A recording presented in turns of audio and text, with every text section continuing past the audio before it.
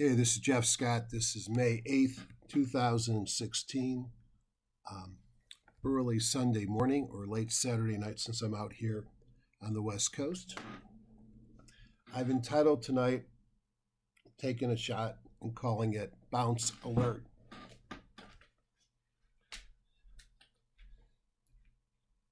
Had a couple bad weeks for many people in the market.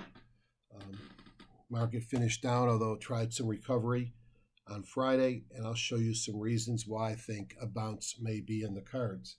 Now, that said, a bounce does not mean a bounce up to new highs. It just means that we go up before we go down further. In addition, I am using a backup computer. I don't have my microphone because I'm on the road, so I'm sure the sound isn't as good as normal. For that, I apologize, but the choice was give up a little bit on sound or don't do a recording. Disclaimer, this is for education purposes only. Anything I recommend is in the spirit of education and not investment advice. I'm a doctor, not a broker. Most physicians lose money with their investments. Take that with a grain of salt. I am not affiliated with any software vendor or trading company. Tools I demonstrate are those that I use in my daily trading. I've paid for all the tools, and trading involves risk, and you alone are solely responsible for any investment decisions you make. I always like to call out those that I learned from and those that I found most valuable. It's really a marriage of two styles. To the left, CanSlim is brought by O'Neill, improved by Morales and Catcher, and made electronic with additional fun by Ian Woodward and Ron Brown using HGSI or highgrowthstock.com software. George Lee's my trading buddy from Canada, great trader, friend, and we share the podium frequently. Speaking of friends and great traders, this is John Person. John's a professional trader, educator, mentor, author. Here's a couple of his books. He's got some great indicators, including the most popular indicators on Thinkorswim. John really helped me go from finding the stocks to buy to knowing exactly when to take them, when to get out. And then he shares a lot of the same things I learned from Van Tharp about position size and money management. Just a smart way to trade, and my performance got even better. Always been a great stock picker because of HGSI, but it's more than picking a great stock. It's know when to hold them, know when to fold them, and I certainly learned a lot from John to improve my trading. Sorry about that. I have lots of software. I purposely hide them on my desktop. I need a trading platform, whether it's TradeStation or Thinkorswim. I like Genesis for its charting, but I recognize that most of you don't have it. And then for group analysis, I like to use stock group analysis. I like to use HGSI and EdgeRater and supplement it with seasonality and websites. Here's the URL for highgrowthstock.com, just like it says, highgrowthstock.com. Under the investing strategies, if you drop it down, you'll see my name and a bunch of old training videos. Under right here, it says get free trial. They don't even require a credit card. So if you haven't tried HGSI, I highly recommend it. If you do, email me and I'll send you a 6-pack of videos that I did in the past for a third party.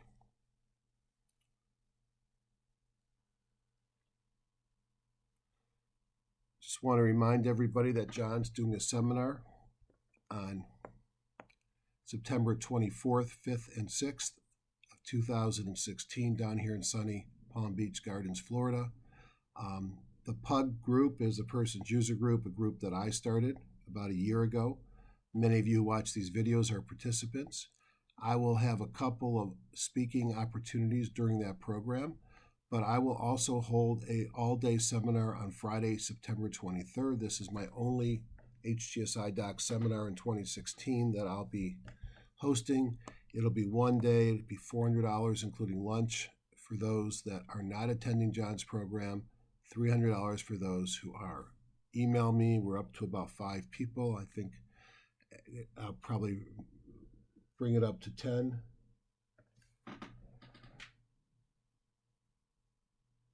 And go from there. And probably hold it at that number. Again, I always like to look at where are we at in the market. it seems like for such a long time we hardly get any trends from a market perspective, and we sort of bounce around in uncertainty. And we had a nice run from February 11th up until maybe 10 days ago when the market hit a rough patch. And the question is, was that just a pause and we're going higher, or was that rough patch a signal that we're going to go back lower and retest prior lows? I don't know. I said that last week, and this week I'm starting to think we're going to get a bounce, but I am more in cash. I am taking smaller positions. I am taking more selling premium on out-of-the-money options, and we'll wait and see which way the market goes. I think this is a time to be cautious. Don't overtrade, and watch your position size. Friday sector review.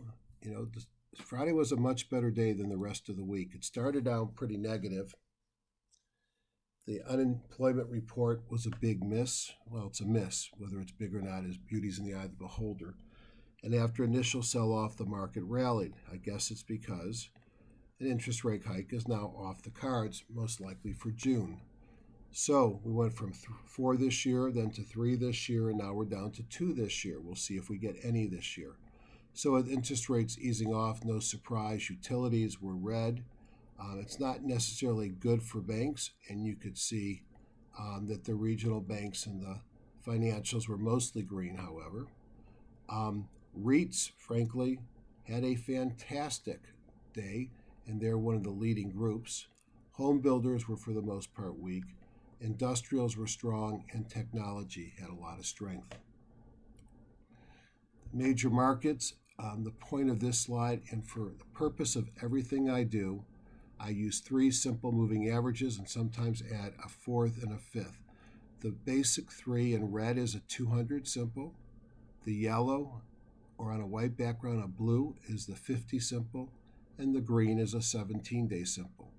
I add a magenta 8-day exponential at times, and on certain markets, I'll add a 1,000-day moving average. But boy, when you start to see that, it tells you the markets have been in a world of hurt. So the critical thing here is we've had a pullback in the NASDAQ to the 50-day moving average. In the S&P 500, my mistake. The NASDAQ busted through and dropped below its moving averages, which is not a healthy thing. The Dow bounced off the 50 on Friday, and the Russell, which had been a laggard, is now above the 50. So that NASDAQ, and we're going to come back and identify which part of the NASDAQ is the weak sister right now. On the daily charts, the VIX is pretty low. It was down significantly on Friday, and the dollar, after pulling back, even though tightening is off the table, had a bit of a rally last week. Probably part of why the market sold off. That's not good for metals. It's not great for oil. I push it out to a weekly. Doesn't look as bad as you could see. We're sort of holding at the 50 weekly moving average on the E-minis. The NASDAQ, Dow, a little bit stronger. The Russell, finding some resistance at the 50 weekly. And if I look at the monthlies, you certainly get a sense that what was a fairly strong ascent through 12, 13, 14, started in 15 to roll over, and it still looks like from a longer-term perspective, we're continuing to roll over. But that doesn't mean we can't have spirited rallies, and it doesn't mean that one's not sitting there ready to happen. If I look at the top row is daily, second row is weekly, third row is monthly, and column-wise, the E-minis, the NASDAQ NQ, which is the NASDAQ 100, the TF, which is the Russell, the NYSE, and the YM, which is the Dow, you can see that we are in daily sell signals for everything. We are in weekly sell signals for everybody but the NYSE, and we're still in monthly buy signals. So until proven otherwise, this is still a pullback in an uptrending market, at least based upon the monthly buy signals. But obviously, with all the dailies except for the NYSE and a sell signal, it certainly shows some weakness. Now, no surprise with the unemployment report being sort of a disappointment, unless, of course, you have a job and you're long stocks. But with the disappointing unemployment report, you can see that interest rates remain low, although they didn't drop down to their recent lows here at this white line, but they're still struggling to get up above 2%. Now, the Russell 2000 AD line has stopped going up and in fact is turned down, and you could see it has lower highs. While what's interesting, the white line is the Russell 1000 is setting a new high. So you have a divergence with the large stocks leading the market. So will the large stocks pull up the small stocks, or will the small stocks pull the large stocks down? If you look at the NASDAQ 100 versus the NASDAQ Composite, this is a 10-year chart, and the NASDAQ 100 is just off its all-time high, and the NASDAQ Composite has been in a down move. So what that tells me is that the big stocks are the generals here and are leading, and there's much less positive breath in the smaller stocks. If you look at stocks above their 40-day on the right and their 200-day on the left, you can see we're getting down to a more neutral level on both of them, coming up on the 200s and down on the 40s. If we look at the 13-week or 3-month new high, we've come off our all-time highs, so a little bit less exuberance in the market, but still very close to the top. And the McClellan has turned down, but certainly nowhere near the point where we might expect a reversal based upon just the McClellan. The buckets are now showing the majority of the stocks in the S&P 1500 trading below the midline of their Bollinger Bands, and certainly a shift to the left of the slices where those stocks are. There is no Hindenburg in sight, which is good for the market, and the bulls have signaled retreat. If we come down and look at just as this column, which is the Woody indicator, percent B times bandwidth, you can see we're mostly red and yellow, and the bullish sentiment that we've seen since early February has dissipated. We look at the canaries in the coal mine as leaders. Now, I didn't change the title because Amazon and Facebook certainly are leading the stock, this index, and it was failed at the 200-day moving average, which we talked about last week as bearish. It was down on the week, but on Friday, led by Amazon and Facebook, had a strong rally. So it'll be interesting to see, can the canaries move back up, bring the market with it? These are a big reason why the NASDAQ 100 AD line is positive, and these have been, especially Amazon and Facebook of late, the leaders. I put together a leaders index in February. I use it to see when this breaks, and that tells me the overall market is having issues, and you can see that we've broken below the 50, although we're holding sort of on a flat line. Know your news and your earnings dates. The news is obviously a lot quieter this week, but you still got some mortgage numbers, crude, import prices, export prices, PPI, core PPI, retail sales, and sentiment and business inventories. There's plenty of important things. As I look at the earnings reports for this week, we certainly have a lot less. There's some biotech, there's some retail. There's still quite a few things left that we'll hear about, Nuance, Jazz, some of the ones that we may have talked about in the past. So although it lightens up by the end of the week, there's my Tech Minco, one that I recommended that had a nice run. Some solar stocks there. Keep in mind, still lots of earnings to go, although the season is coming to an end. Market thoughts. Friday we saw a rally after employment disappoints. Mixed data signals have been showing slow growth at best. Now you can question whether there's even growth. There's certainly no rush to raise rates, and pretty much priced in that the June hike is off. The major market indices were failed at resistance. Now they're pulling back to some essence of support. We still have EPS season. Looks like sell in May did start last week. And the question I have is a bounce imminent in the absence of a news event. The market meter This is just something I use. It combines two features. One, the PPS buy and sell signal from person, and then the red, blue, and green, which is on the red side from Alexander Elder. Red means he can short or be neutral. He shouldn't be going long. Blue is neutral, and green is be long, don't be shorting. And one can see on the major market indices, they've all turned red on the daily, and the NASDAQ is so weak that it's weak it's a sell signal on the weekly. When we look down here at the sectors, what stood out at me is utilities strengthened a little bit. Staples, sort of a little bit stronger, not much. Technology, let me go backwards. Say that again, because this is this week, this is last week on the right.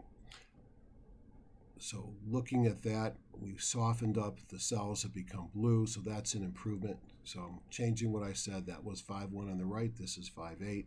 So a little bit better on the market than where we were last Sunday. The blue signals are less bearish.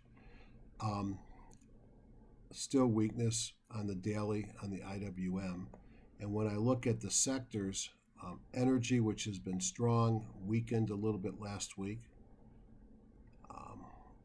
Technology, which has really been weak, actually went into a buy signal on Friday.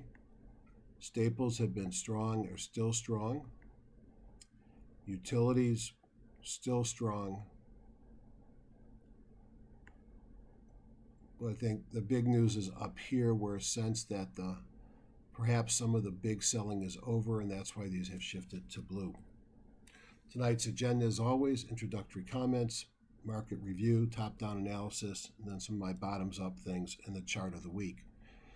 Charts of the week I present for educational purposes only. Trading, especially options, carries substantial risk. I do not warrant any expectations of return, and I may or may not already have a position in the stocks presented. I take the trades if they execute, and I do this not to provide stock tips, but to openly discuss how I take a trade, why I choose a specific stock or option strategy, and where I take profits and place stops. Last week, we looked at SXL, Sunoco Logistic Partners. I liked it for a number of reasons. It had just broken above the 200-day and retested. I pointed out that earnings were coming out, and that was something that we had to be careful of. It never triggered my buy signal, and therefore I never filled it. Frankly, it went sideways for the week. It's sitting right on top of its 200-day moving average, and but it's off my list because it didn't make the list this week, and it never filled based upon my buy stop. We will come back to this week's chart of the week. So very quickly, where I generate my market meter from is I go into this view in TradeStation, and I run through each thing. Here's the blue bar, red bar, and red bar. And remember, in Alexander Elder, that's the impulse indicator. Blue is neutral, red I should not be going long, and green I should not be going short. So we're in a person sell signal on the daily, on the weekly, on the monthly. And the only thing I can say good about the NASDAQ is we had a nice day on Friday and we turned blue. Still looks weak. The Dow, also blue there. The difference on the Dow is it's still in a weekly and a monthly buy signal, although the weekly has gone blue. The S&P looks a lot like the Dow, sell signal but blue on the daily, buy signal blue and buy signal green on the weekly and the monthly. And then lastly, the Russell 2000, you can see is in a sell signal with a red on the daily, still in a buy signal with blue weekly and monthly. So these things have come off this last week. The red bars have turned into blue bars for the most part on the daily, except for the small stocks, and we'll see if that means anything positive for the market.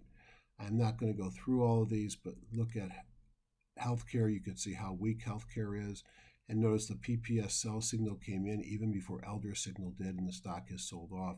I find the PPS sell and buy signals to be very good indicators of a change in trend from a swing trading perspective. Now, if you're a day trader, you just take the time frame down.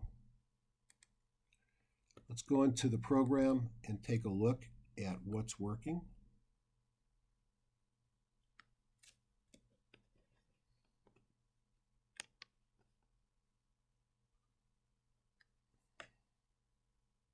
always wonder why it's not charging. To find out what's working, I will bring up my warehouse view. And things will have sizing problems because I had to reduce the resolution. So let's go into Market, User Groups, Woodward and Brown, Major Markets Plus. Let's go to top-down view, which is price and volume. Weights Friday the greatest, a little bit for a week, and very little for 3 weeks. The leadership coming from gold, that means the dollar was probably weak, or there was fear that came in, and perhaps that might have been related to the numbers on Friday without the fact the rates are not going up. If you look at it, gold was actually down over 5 days, but had a massive move, 3.9% on Friday. So let's take a look at the major indexes. We'll start with the S&P 500. There were no major kahunas on Friday, so I'm going to go out of this view and look at just the moving averages. Remember, blue is a 200-day simple, red is a 200, blue is a 50, green is a 17, and that magenta is an 8-day exponential. Why do I think we might have a bounce? Well, notice the S&P 500 has pulled right back to the 50-day moving average. Had a doji on Thursday, retested the 50 and held on Friday, closed up on the day. Just looks like a natural place that you'd expect to bounce from. If I look at the Dow Jones Industrial Average, same thing, pulled right back near the 50 and a natural place where you might expect it to bounce. Perhaps it's got a little bit ways to go to test, but it's really getting to a point you'd expect to bounce. If I take a look at the NASDAQ,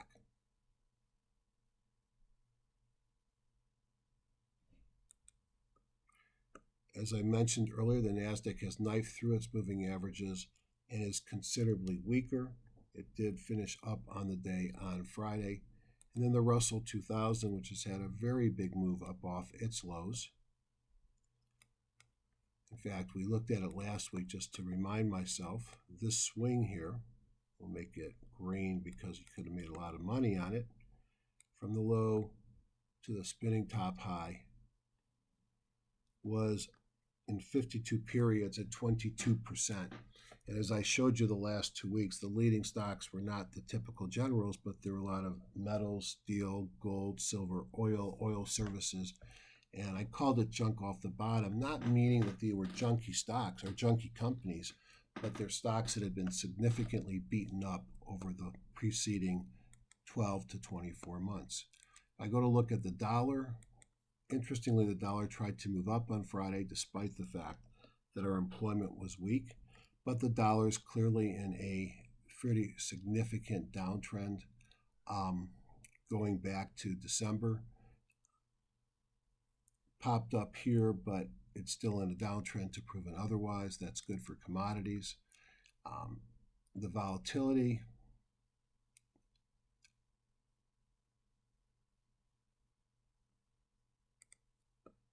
really not doing anything. The VIX, and no surprise with the dollar having fallen so hard, gold has had a rally, and we pulled back to the 8-day exponential and broke out or popped up on the gold on Friday. So gold looks strong, looks like it wants to go higher. And I guess I don't have GDX here. Let's just look at GDX real quick. Gold miners look the same.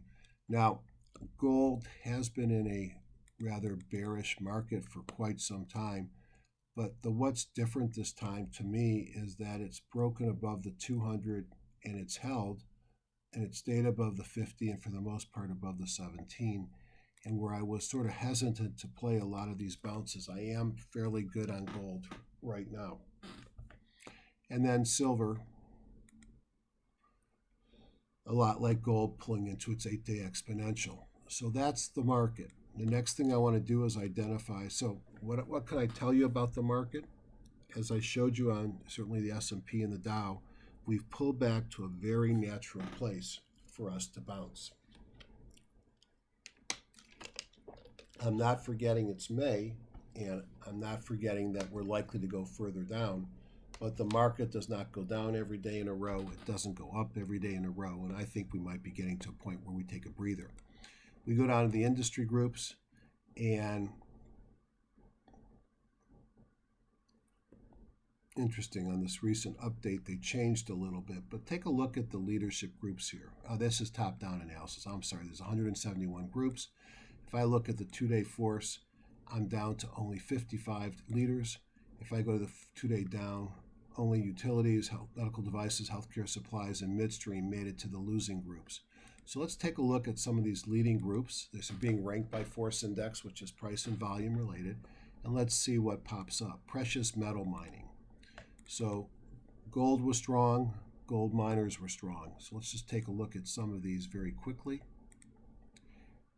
Here's American Barracks, certainly a big stock with about $2 billion in sales, but this is off what had been as high as 3 and plus in the past.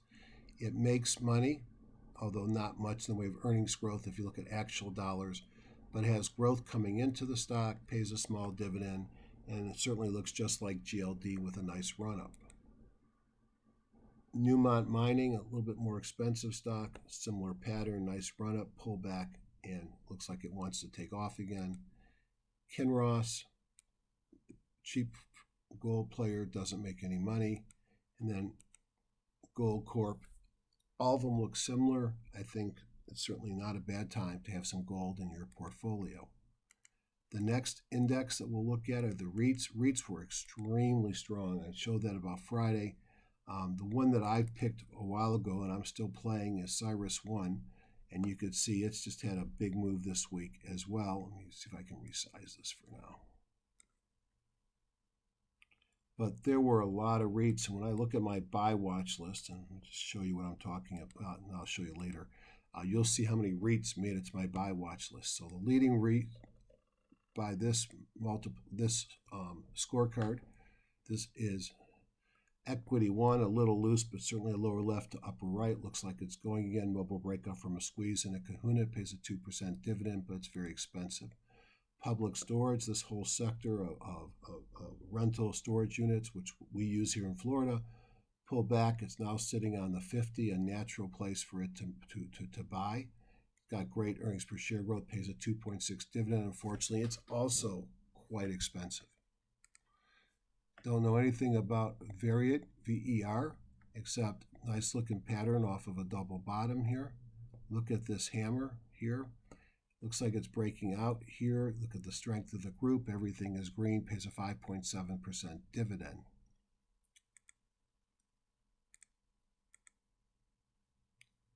Again, here's one I don't know too much, American Homes for Rent, breaking out on Friday. Must have been on earnings or some type of news. Packaged food index, not a growth index. Herbalife, big short interest. A lot of people don't like this company. A lot of people think it's a Ponzi scheme. And people like Bill Ackerman have been extremely negative. You will notice a couple of things here.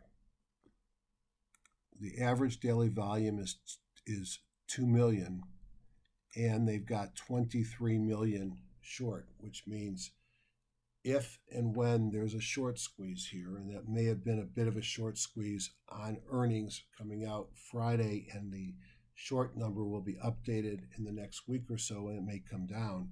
But with 10 days of short interest, it'll take a while for the shorts to get filled. So you could get a short squeeze, and that probably is accounted for much of the Bible gap up in the move on Friday. It's moved too much for my taste, and therefore I passed.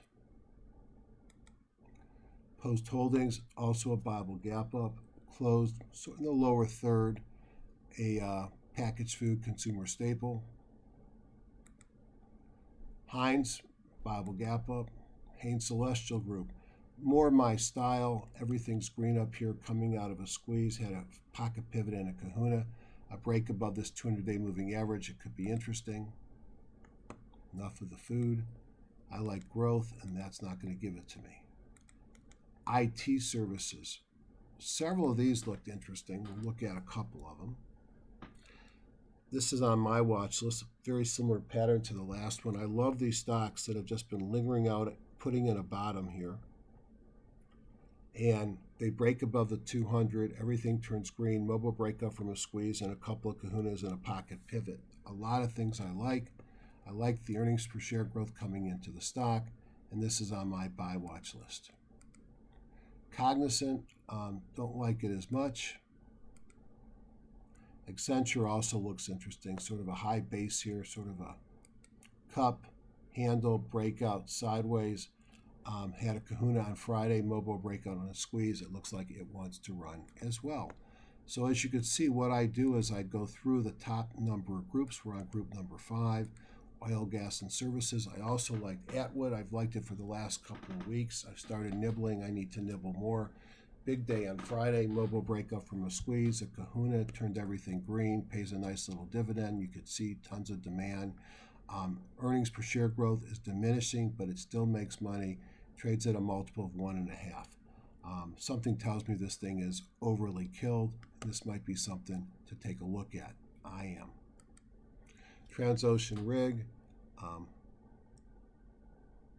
oil gas services once was a darling. In fact, if you don't remember how much of a darling this was, you could see back in 08, 09, this got up to $150. Now it's lingering at the grand old price of about $10. I like Atwood better. Ensico, a driller, I believe. Diamond Offshore Drilling, definitely a driller, small dividend, 1.5%. So some of these energy stocks look interesting. As I said, I like Atwood. Entertainment content, hard for me to get excited here. Again, not an area of growth that I typically follow, but Disney with a move above its 200-day moving average, everything is green. Probably not a bad time to buy Disney if you want to be in there. I did like the Scripps chart, breaking above the 200, holding, now breaking above the 50. Multiple kahunas, pocket pivots coming out of a mobile breakout from a squeeze. Good earnings per share growth in the meantime, in the near time. So I'm interested in Scripps, so we may be watching that one this week. The next group down, one at a time, is computer hardware and storage. And this must be earnings-driven stuff. QLogic, nice move up from the 200 to the 50, taking out the PSAR, Bible gap up. Some earnings coming in the second quarter. Not that exciting. EMC Corp, sideways. And NetApp, all with moves on Friday, but still not, to me, in a buy mode. Beverages, well, when you start seeing beverages in the top 10, that should tell you the word defensive. Beverages are not signs of necessarily with a dividend, are not signs of a runaway market. Monster, pretty much a sideways up and down. PepsiCo, gradual move towards the upside, maybe wants to take out, go higher. Coca-Cola, in the setting of a pullback to the 50, be an opportune position for it to make a move. Getting tired, so I'm going to go quickly. Electric power and equipment. Isn't it nice to see GE back? Now, GE's pulled back. It did have sort of a bullish-looking candle on Friday with a kahuna and a green candle low. A green candle low occurs when the stock has the lowest close and, trades below the prior low and closes up on the day. Thus, it's a green candle and it's a new low. The other definition, well, that pretty much is the definition of the green candle low. I believe you go back 10 days to 20 days. I can't remember. One of them is 20. I think that's the red candle high.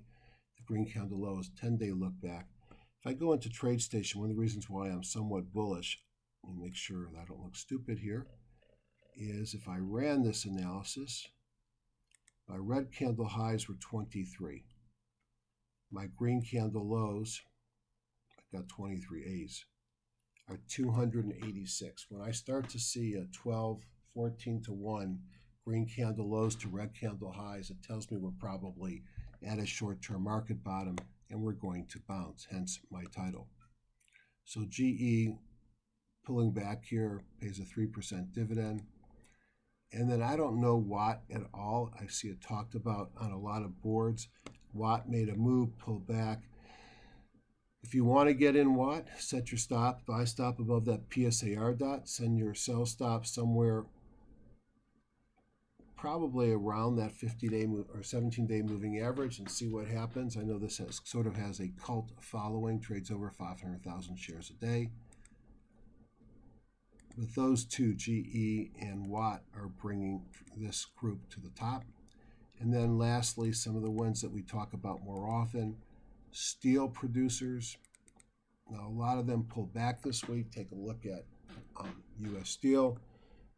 And we'll see if U.S. Steel does what Canaries does and starts to run. So these all had a beautiful run off the bottom, pull back, and these are starting to look like they're still showing life. So my U.S. Steel maybe isn't going to go to the cut list. Oil exploration, take your pick. I own too many of these now, and I probably will scale them back. But I looked at stocks like Continental, stocks that have been historically trading at a much higher multiple, and the prices of $80 after splits. And although I'm not in Continental, I am in Devon and Range Resources and Rice. I have a smattering that I bought off the bottom that I'll probably just hold for a long time and see if oil ever comes back. I don't consider them to be trades as much as they are cross my fingers and hope that oil comes back in a big way and make me rich. I think that the market is just thinking about what they can do to help Jeffrey make money. And then the other thing to point out, these mortgage finance stocks all of a sudden are showing up on the screens. And notice the dividends that some of these pay. Here's Annaly Capital Mortgage. Let's look at it on a weekly. You can see these have been stocks that have been in a long time of hurt. But are they stirring now? And even if it runs up to 12.25, it's still 10% from where it's at right now. And they pay huge dividends. This one pays 11.1. American Capital pays 12.7.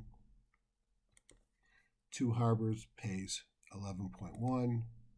So these may be worth taking a ride. Some of us think they've turned it around because they certainly look like they may be done going down. So I do that. I look at the top 10 groups, which we did today. We came up with a couple of potentials. I go into my all securities typically, and I run a search looking for stocks that have pulled back to free parking, which is a 200-day moving average. And what I'm looking for are stocks that have been in a uptrend, have pulled back to support, and have a kahuna. Too much going on in Helen of Troy, I would skip it. Let me see if I can find one that looks good. That's a takeout.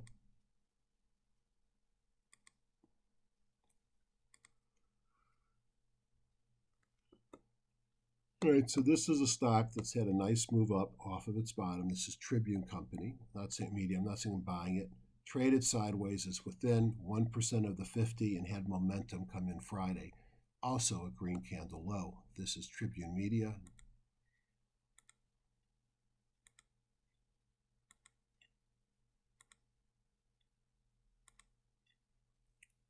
None other are jumping out at me as things I need to buy.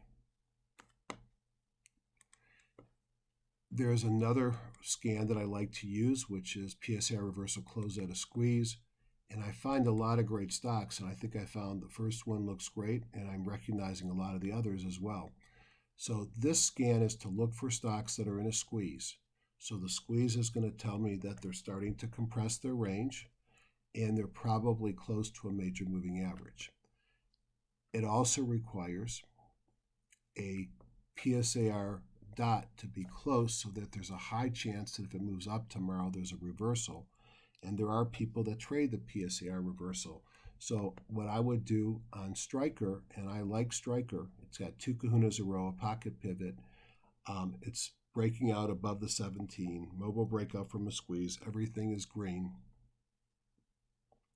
I'd open up my data window. And looking at this chart, I would put my buy right above that PSAR, so 111.31.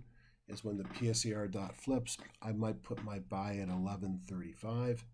And then looking at the chart, maybe the bottom of this doji day, so it'd be 111.35.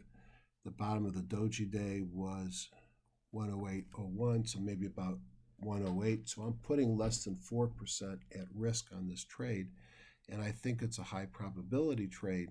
And I call this my get on a plane trade because I can put this trade on with a buy stop if it takes out the PSAR. I know my risk, so I can divide my risk capital, how much I'm willing to risk on a trade, by that buy stop, tell me how many shares to buy, and I put a sell stop in immediately on making the trade. I'm on the plane, and hopefully my computer is making money for me. So this is one of my favorite scans. Raytheon defense is hot. It looks like it's getting close to a breakout. That might be reasonable. Eldorado Resorts, I like this one a lot. Lower left, upper right, setting up to go again on a mobile breakout and a squeeze.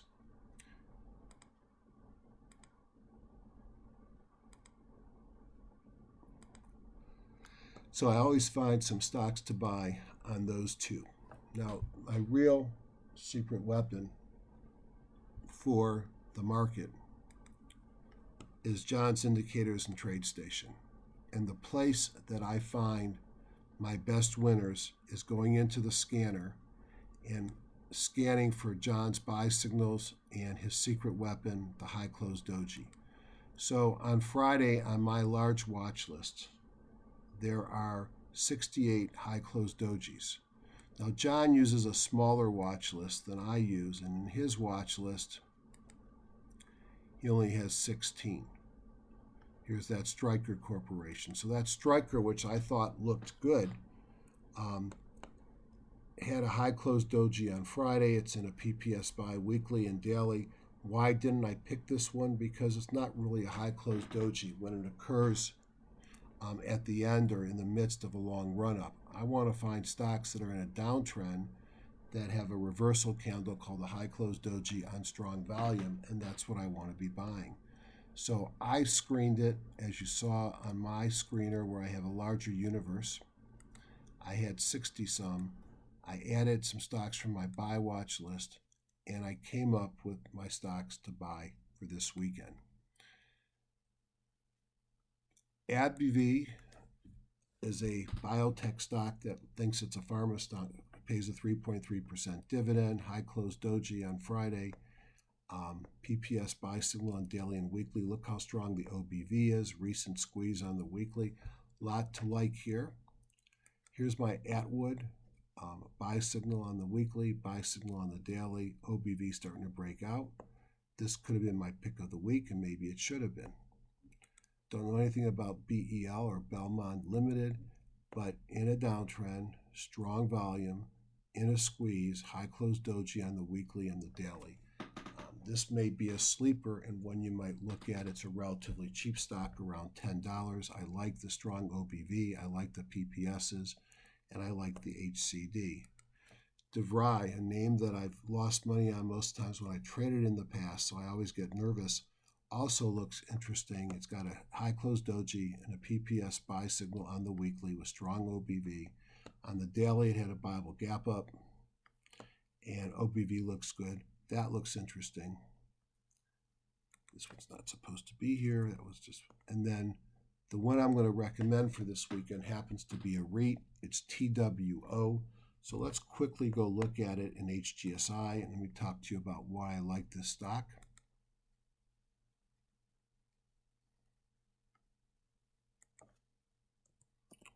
It's in a strong group of REITs, and you could, actually, in mortgage finance, which we looked at the end, pays 11% dividend, several kahunas in a row, breaking out above the 50. Obviously, it may have some resistance here, and I'm going to have to watch that. But if it can break above that 200, it's got a lot of clear sailing to go. Everything is green up there. And again, in case you missed it, an 11% dividend. So let's go into my chart of the week, and then I'm going to say goodnight. My chart of the week for this week is, sorry about that. I should have hit from this. all right, is TWO. I like it because of the mobile breakup from a squeeze. I like the move here above the 50 with a PSAR reversal, multiple kahunas. And this is a stock that looks like it wants to go. And I'll show you my buy watch list, the larger list in a second, but you'll see there's several mortgage finance or specialty finance. So there's something going on with this group. I showed you the trade station. I got a high close doji on the weekly and a PPS buy on the weekly, PPS buy on the daily. Massive increase in on-balance volume coming out of a squeeze on both the daily and the weekly. Here's my setup. I'll buy 2,800 shares if it takes out my buy stop, and we'll talk about it next week.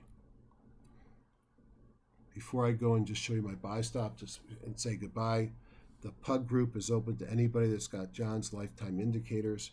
It's really how I combine HGSI and John's indicators, and if you're interested in purchasing those indicators, contact me for a special deal at hgsidoc@gmail.com. So I wanted to show you my buy watch list, and then we're going to say goodnight. I limit the stocks that I look at today to $4 and 250,000 shares. I looked at about 700 charts this weekend, and this was what I found to be my top ones. There's about 39 of them. So the first thing is, look how many of them are REITs. Look how many of them pay dividends. The REITs do, the telecom carriers do, the refiners do, mortgage finance do. So maybe it's a story about dividends this week. Notice what's not here. I don't think I have one healthcare stock listed except for AbbVie, which is, as I said, acts like a biotech, thinks it's a big pharma. Don't have any banks here.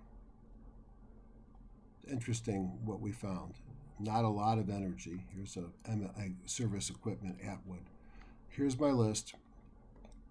And when I see this many in one group, I know that we have a wolf pack or a sector that's leading the market. So I'm always interested in that as well. So on that note, I'm going to say goodnight. And just to reiterate one more time, John is having a live meeting. Call the office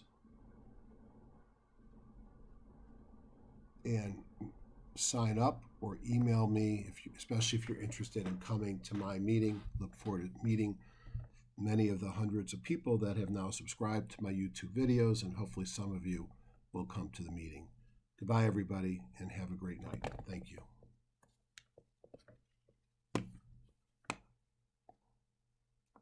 Look at that, 4:10 in the morning, East Coast, and my